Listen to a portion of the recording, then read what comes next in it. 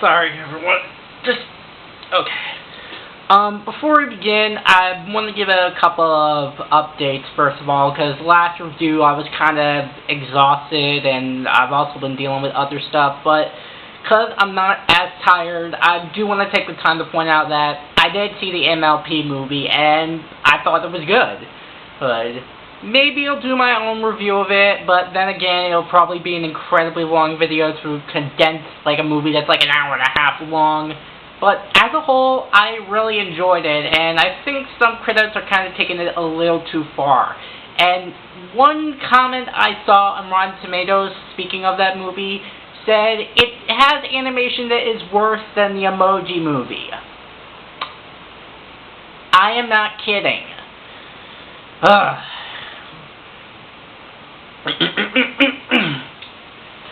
So, that out of the way, let's finally get into Bloom and Gloom. Oh, and the good news is that, as I said, the last review, this would be the last time that I will be reviewing an episode off of my DVR. So, we're back to daily motion.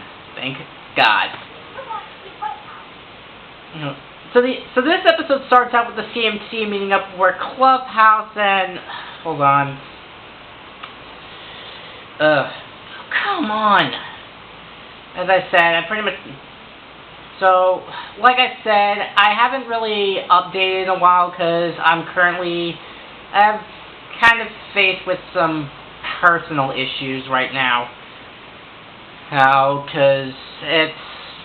I don't know, I just been feeling kind of lonely, and my friends, I feel like, are not really, like, connecting with me, so I'm kind of feeling a little left out. So that's probably another reason why I haven't exactly... Come on. There we go. So, yeah, it's because of a lot of personal issues. I haven't, like, done a lot... I haven't started this review lately. And plus, I'm also trying to balance out my schoolwork with these reviews, and I think I probably need to get a move on because half of the semester is almost over, and I think I've only covered like 3 episodes of this season so far, so I'm hoping to get more out there. Lied to us. Astorino pledged to cut taxes 20%, but we got... And let's not bring politics into this, and we will start over. Ugh. Yeah, come on, load, you bastard. Hey, like, I don't... Ugh.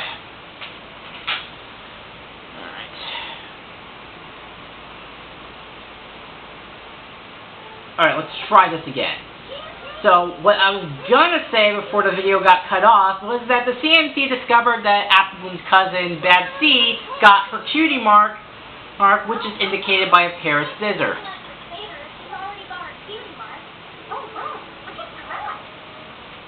And they then come to the conclusion that now that Babs has her cutie mark, could she lead the CMNCs in Manhattan? And this actually gets the cutie mark crusaders thinking of what exactly will she do now that she has her cutie mark.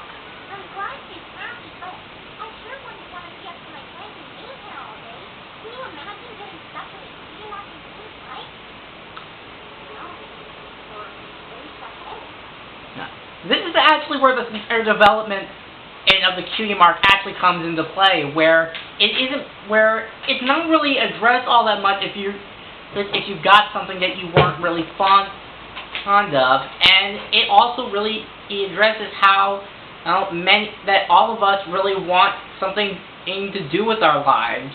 Like, see, the thing is that I've admittingly since 5th grade wanted to be on America's Best Dance Crew since I watched the show in 4th grade. Until it got canceled in 2013 and then got revived for 1 season like last year and then got canceled again. And as soon as I kind of lost my passion to dance, I honestly found myself trying to think of a more realistic job, like somewhere in like business and marketing.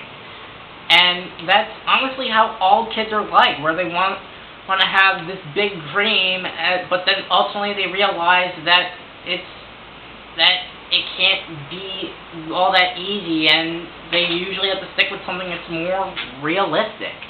And I think that honestly this episode really does a good job addressing the same problems.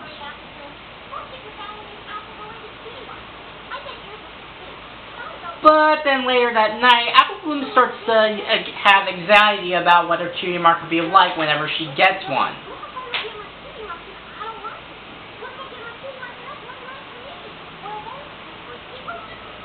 But then Applejack begins to assure her that she's just was overreacting.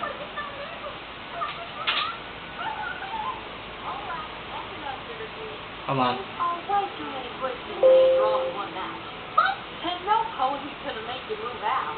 Are you sure, Applejack? Of course I'm sure. Now get some sleep. You'll see. Every bit'll be better in the morning. Push now, little sister, your love vow, you know. Never lose their friendship, no matter where you go. There ain't no cause to worry, so don't you cry or fret. The cutie marks won't change, no matter what you get. Can I just point out and say that Applejack's lullaby, well, first off, not only sounds like a lullaby, but is really frickin' adorable. And then the next morning, Apple Bloom does seem to get her new cutie mark. And apparently her excitement can cause a sonic boom.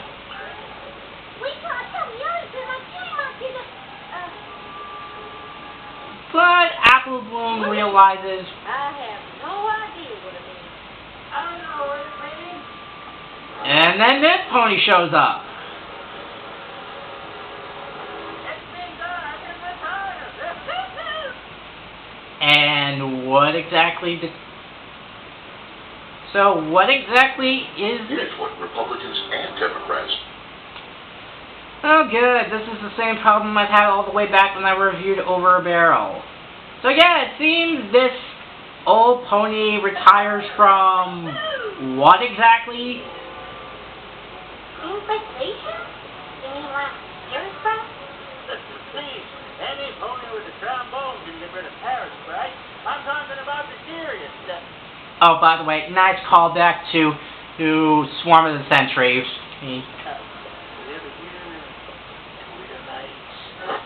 Twitter what?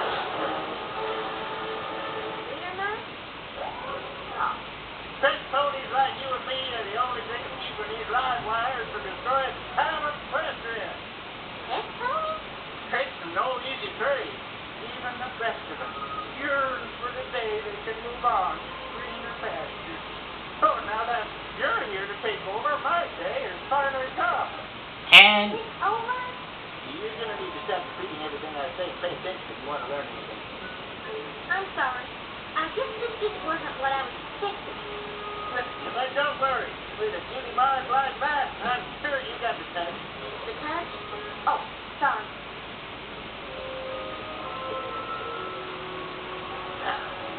Gonna need to be equipped. Once these things get out, it can get pretty sharp. So what exactly do these things do? What do you mean? So they can electrocute you. Told you. And the farther apart they spread, the more powerful these ghosts will get. What do I do? Call back, sport.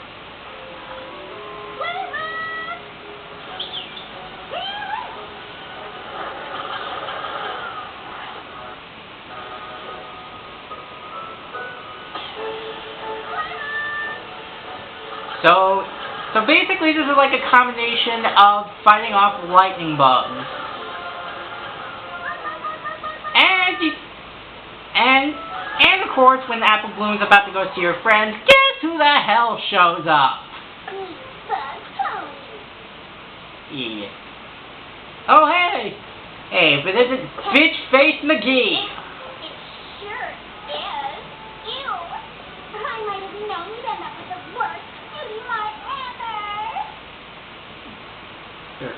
Okay, so you're basically telling me that you were bullying her at the start of the series because she didn't have her cutie mark, and now you're bullying her for something she actually has?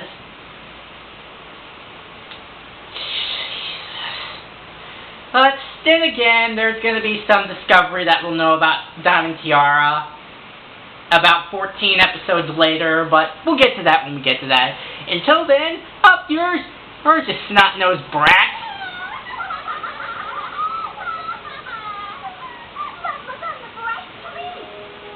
But then Apple Bloom starts to freak out once the bugs escape, and she ends up getting caught in the forest.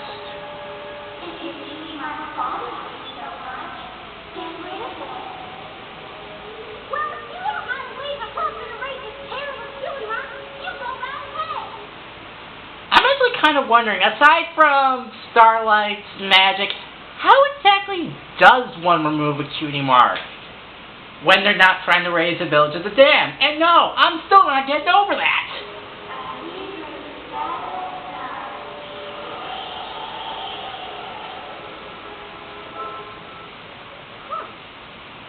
Now that is some serious mess.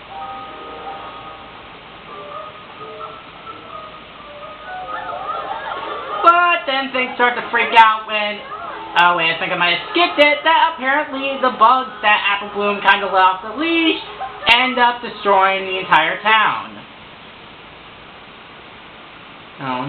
But it turns out it was all a dream. You're not going to believe the dream I just had. I think I made more slips than I thought. See? Now what did I feel? A good night's sleep will fix just about. Well, no wonder you were so worked up. What? Looks like some pony got her cutie mark. A kid? But it seems that this is also a good time to point out that this episode actually has somewhat of an Inception-style dream episode, where the episode also gives us some slight hint of touches to the changes. The animation scenes are still the same, with Applejack making pancakes in the morning, but in the first scene where Apple Bloom gets her first cutie mark, it's regular pancakes. But in the scene where she gets her second cutie mark, which just looks like an apple and a, I guess, science speaker, it's chocolate chip. Yeah. And that's only some minor examples of what happens. Also, something else that happens in this exact same scene is that when Apple Bloom goes to confront Scootaloo and Sweetie Belle, they aren't exactly thrilled, and But I'm still super excited for you. and this relates back to the forest when he begins to be afraid that her friends might abandon her. No? I mean, yes. I mean, well, I got mine, but my friends didn't get theirs. And now we got kinds of trouble. Sounds like we need like a cutie mark and chocolate cuties. And apparently the shadow also sounds both like Scootaloo and Sweetie Belle for some reason.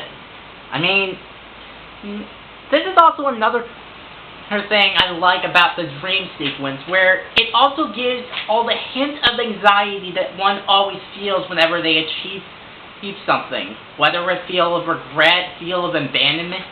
And honestly, that's kind of what I'm really feeling right now, because again, my friends have kind of become, well, kind of selfish as of late. But let's not bring personal matters into this, because I just want to another time. So let's get back to the creepy shadow thing. I mean, if I was a blind slug again, that wouldn't be a problem. You're waiting inside. And so, what are you, a genie?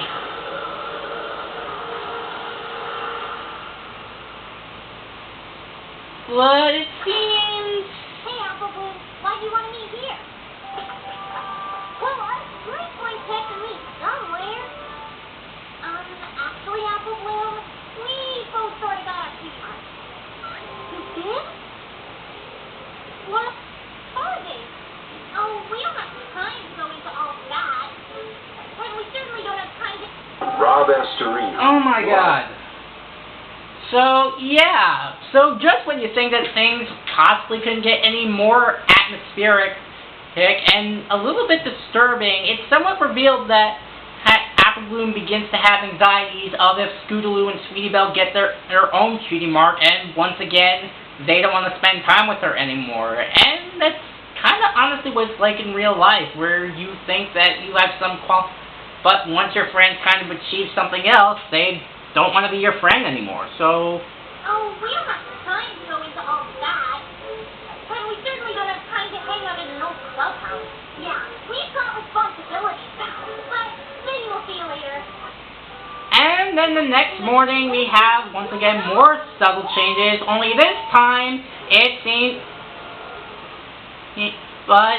this time it's more of a family matter, as Apple Bloom gets a completely different cutie mark that, according to the apples, is not really an apple, but it seems that it's so damning enough to cause an interrogation to scar the young child for life. Oh, and you're gonna have to change your name. Also, by the way, this episode also allowed to give Big Mac some more lines instead of singing verses like in Silly Vanilli. So, at least we also have that. Hot, just blue. Back into it. Don't you have that? Yep.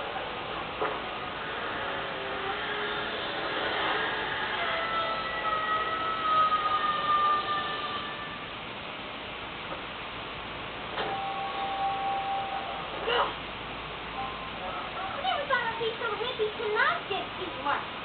What the?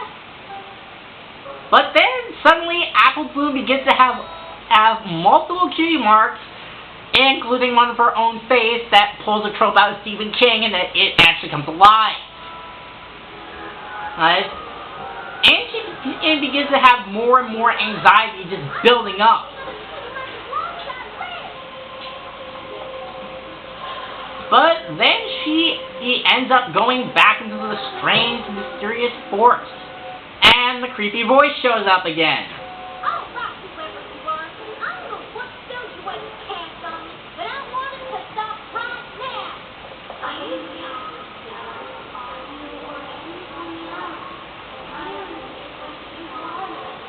How sounds it? Well, that's what I wanted to call you. It's not there.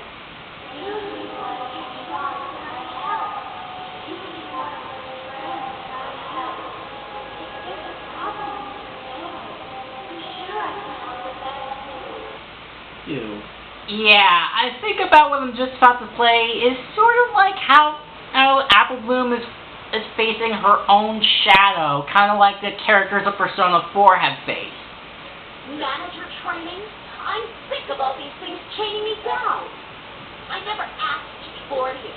Everything's decided for me, from how I live to where I die. I'm so sick of it. I'm done with it all. That's not true. I want to go somewhere far away, anywhere but here. Someone can take me away. I can't leave here on my own. Yeah, I think you pretty much get the point by now. But just when Apple Bloom is about to lose all hope, Princess Luna comes in. And this is actually kind of what I was expecting, considering how Luna already had interactions with Scootaloo in Sleepless in Ponyville and with Sweetie Belle, and for whom the Sweetie Belle tolls. We pretty much knew that eventually we were going to get an episode where Apple Bloom confronts Luna in the dream world. Princess Luna? What do you mean? It's the other... And of course, just like her own shadow, how it's a part of her, Apple Bloom gets to the realization that all the anxieties of being rejected by her friends and family and being forced to do something she wasn't expecting was just all part of her imagination and thoughts. Just me? You think I've been doing all this to myself? Of course I did. It's your dream. If I've been dreaming this whole time, why don't I just wake up? Sometimes we can worry about a thing so much that fears make us feel like we're trapped in a nightmare. Here. And let's be honest here, all of us have pretty much been through that when we all just have a nightmare that we just can't seem to forget. There are a couple nightmares I remember from my childhood that I still remember today. Like, I think when I was like 2, there was almost like I remember these like puppet things that look like from Sesame Street that were wearing like knight armors that were going like this, like shouting like hike. And then it sort of like shifted to my house. It looked like someone shouting like the hike field or whatever, and someone throwing a football. So that's one thing I remember. I think that there was one time I also remember waking up when I still had my phobia of Little Shop of Horrors. It was sort of like the scene where Mr. Mushik was like thrown into the Audrey tube, but it was in like my perspective of getting eaten alive, and I woke up from that. And so, yeah, oftentimes people are honestly so much worried about their thoughts that sometimes it can cloud your judgment, and your thoughts just race into your head that sometimes it'll be a hard time for you to wake up. But then eventually Princess Luna brings Apple Bloom to a series of doors, and we find out, oh my,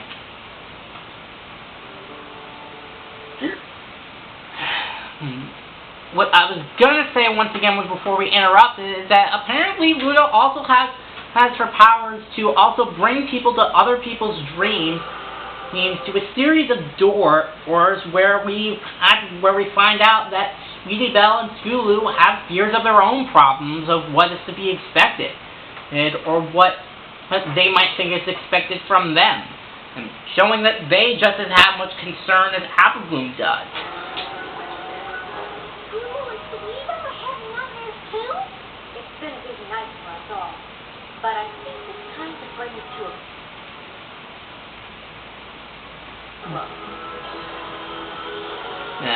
And then Luna decides to bring everybody together and bring the CMNC to their dream-in clubhouse. You've all had a lot on your mind tonight, but I think Apple Bloom has something she'd like to share before you wait. We're still asleep? Cool! And apparently in the dream world, Scootaloo can fly. Just like how Will from A Nightmare on Elm Street 3 Dream Warriors can walk in the dream world, because in the real world he's confined with a wheelchair. Well, I guess I should call this dreaming of the Cutie Mark Crusaders to order. I know we all got pretty anxious when we found out bad about her Cutie Mark, but I for one don't want to have nightmares every night from now until we get old. Me neither.